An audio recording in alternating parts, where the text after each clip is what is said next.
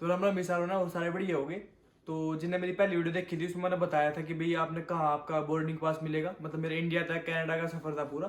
तो उसमें मैंने बताया था कि भाई आपने कहाँ आपका बोर्डिंग पास मिलेगा, कहाँ आपका इमिग्रेशन होएगा इंडिया में, और कहाँ आपका कनाडा में आपका स्टडी परमिट वगैरह मिलता है। तो सारा कुछ बताया था, कौन से गेट वगैरह पे जाना है। तो जो अपना आज का टॉपिक है उसके बारे में बात करेंगे कि भाई मेरा इमिग्रेशन एक्सपीरियंस, जो मेरा कनाडा में हुआ था उसका एक्सपीरियंस, और जितने भी आपने डॉक्यूमेंट की जरूरत पड़ेगी इंडिया तक कनाडा जब आप आओगे तो उसके बारे में, सारे डॉक्यूमेंट के बारे में बात करेंगे। तो वीडियो ने पूरी देखियो।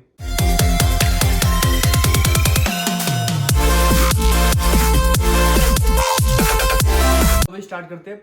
तो पहले हम बात करेंगे इमिग्रेशन के बारे में। तो इमिग्रेशन में सबसे पहले अपना, जैसे आप इंडिया से मतलब लैंड करते हो तो इंडिया में सबसे पहले इमिग्रेशन होता है। तो इमिग्रेशन वहाँ पे इंडिया में बिल्कुल आसान है, बिल्कुल ही आसान है। इंडिया में कुछ नहीं है, बस सिंपल आपसे हिंदी में ही क्वेश्चन पूछेंगे। हिंदी में क्वेश्चन पूछेंगे, 2-3 क्वेश्चन पूछेंगे भाई आप मतलब कनाडा क्यों जा रहे हो।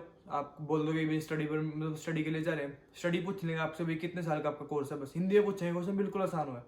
और मेरे केस में क्या होता, मेरे क्वेश्चन कुछ पूछे थे, बस स्टैंप लगा दी उस पर, पासपोर्ट पे जाने दिया था।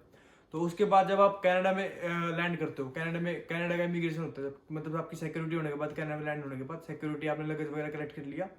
तो लगेज कलेक्ट करने के बाद फिर आपका इमिग्रेशन होता है। तो वो इमिग्रेशन में मेरे से क्या क्या क्वेश्चन पूछे गए थे और क्या क्या डॉक्यूमेंट की जरूरत होगी, तो उसके बारे में बात करेंगे। हाँ, तो सबसे पहले उन्होंने मेरे से पासपोर्ट मांगा था। पासपोर्ट में क्या है, जो तो फेस मैच करते हैं हमारा, शक्ल मैच करने के बाद फिर आपका फुल नेम पूछते हैं। तो जो पासपोर्ट पे फुल नेम लिखा है तो वो आपको बताना है। जैसे मेरे केस में ओनली सुशील लिखा हुआ था तो मैंने खाली सुशील बताया। पीछे जैसे मैं शर्मा लगाता हूँ, कुछ भी मेरा फैमिली नेम है तो वो बताना नहीं है बिल्कुल भी, ठीक है। जो पासपोर्ट है वही बताना। तो उसके बाद क्या कहते हैं, फिर आपसे 2-3 डॉक्यूमेंट मांगेंगे। एक तो पीओई होता है, पोर्ट ऑफ एंट्री, इसके 2 या 3 नाम हो रहा है। क्या कहते हैं, एक तो लेटर ऑफ इंट्रोडक्शन बोल देते हैं इसको, या फिर एक कोरोस्पेंडिंग लेटर बोल सकते हैं। तीनों का काम एक ही है, तीनों डॉक्यूमेंट एक ही डॉक्यूमेंट है, ठीक है। तो आप मेन तो यही है, सबसे इंपॉर्टेंट यही है आपका पीओई या फिर लेटर ऑफ इंट्रोडक्शन या फिर कोरेस्पोंडिंग लेटर आपके पास होना चाहिए। उसके बाद मेरे से खाली एक एनरोलमेंट लेटर और एक लेटर ऑफ एक्सेप्टेंस, ये 2 डॉक्यूमेंट मांगे थे मेरे से। उसके बाद फिर मेरे से क्वेश्चन पूछने चालू किए थे उन्होंने। 3-4 क्वेश्चन पूछे थे मेरे से। एक तो सबसे पहले तो क्वेश्चन पूछा था भी आपने यही कॉलेज मतलब चूज क्यों किया। हाँ, जैसे मैंने नॉर्थ कॉलेज में अप्लाई किया था तो आपने एक तो यही कॉलेज में क्यों चूज किया, एक क्वेश्चन ये पूछा था। दूसरा क्वेश्चन पूछा था कि आपने मतलब कोई डिफरेंट कॉलेज में अप्लाई किया था या नहीं, जैसे यहाँ पे 1-2 कॉलेज हो रहा है, नेट कॉलेज वगैरह। तो ये क्वेश्चन पूछा। दूसरा क्वेश्चन कि आपने कोई दूसरे कॉलेज में अप्लाई किया था या नहीं, तो मैंने नहीं किया था, मैंने मना बोल दिया उनको। तीसरा क्वेश्चन पूछा था आपका फ्यूचर प्लान क्या है, आप मतलब फ्यूचर प्लान आपका कोर्स कंप्लीट होने के बाद तो आप कितने मतलब क्या मतलब आपके प्लान है। तो मैंने बोल दिया था कि मैं after completing my course then I will back to India. तो मैंने ये बोल दिया था, सिंपल क्वेश्चन है, बिल्कुल ये बोलना, आपको ये नहीं बोलना कि हमें PR लेनी है वो लेनी है, ठीक है। तो फ्यूचर प्लान आपने बता दिया। उसके मेरे से ये 3-4 क्वेश्चन पूछे थे। बाकी आपसे 3-4 क्वेश्चन और पूछ सकते हैं, तो वो आप मतलब रेडी रखना। देखो, एक तो मेन अपना कोर्स है, आप जो आप कोर्स लेके आए उसके सारे आपको सब्जेक्ट पता होना चाहिए, कौन से सब्जेक्ट मेरे पहले टर्म में, कौन से नहीं, सब्जेक्ट के बारे में तो आपको पता ही होना चाहिए। और उसके बाद आपको 1-2 क्वेश्चन और अपने तैयार रखने हैं, जैसे वाई यू चूज कनाडा, और आपका क्या कहते हैं कोर्स कितने साल का आपको होएगा, मतलब ड्यूरेशन क्या है उस चीज़ की। तो ये आपको मतलब रेडी रखना है, ठीक। और आपको बिल्कुल भी घबराना नहीं है कि इमिग्रेशन ही तो है, आप सिंपल क्वेश्चन तो पूछने हैं, आपको सिंपल आंसर देने हैं, बिल्कुल ही ना कोई घबराना, बिल्कुल नर्वस नहीं होना बिल्कुल भी, ठीक है ना। कोई डिपोर्ट कुछ नहीं करते हैं, सब बिल्कुल अफवाह फैलाते हैं, ठीक है, कोई बंदे। बिल्कुल सिंपल होता है इमिग्रेशन, कोई ज्यादा कोई मुश्किल वाली बात नहीं है। आप बिल्कुल कॉन्फिडेंट आपको जवाब देना, सिंपल छोटे क्वेश्चन होते हैं भी। आप जैसे कनाडा क्यों आए तो बता दो भी मैं स्टडी करने के लिए आया हूँ, वो करने के लिए आया हूँ, ठीक है। सिंपल आपको जवाब देना है, वो दैट्स ऑल, ओके।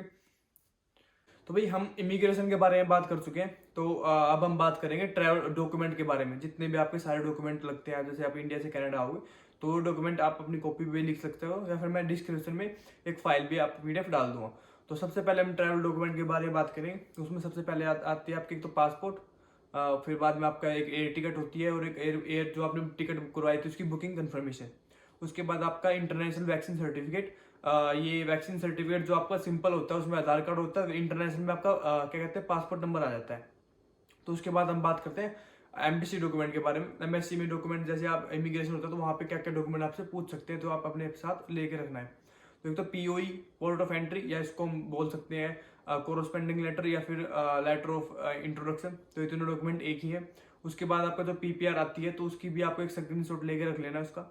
और एक बायोमेट्रिक वैलिडिटी लेटर और BIL बायोमेट्रिक इंस्ट्रक्शन लेटर, ये भी आपको रखना है अपने साथ। और एक वीजा की फीस रिसिप्ट, जो आप जब आपने वीजा अपना अप्लाई किया था तो एक फीस रिसीट आपको मिली होगी, तो वो भी आपको रखनी है अपने साथ। तो उसके बाद सपोर्टिंग डॉक्यूमेंट आ जाते हैं हमारे पास। तो सपोर्टिंग डॉक्यूमेंट्स में क्या है, एक तो आपकी जीआईसी सर्टिफिकेट, जो आपके पास जीआईसी था वो आपका सर्टिफिकेट, और एनरोलमेंट लेटर जो आपका कॉलेज देता है, और आपकी फीस रिसिप्ट 1 ईयर की जो आपने पे किया कॉलेज को, तो उसके कॉलेज एक आपको फीस रिसिप्ट दे देता है, तो वो उसका भी आप एक अपनी फोटोकॉपी ले सकते हो।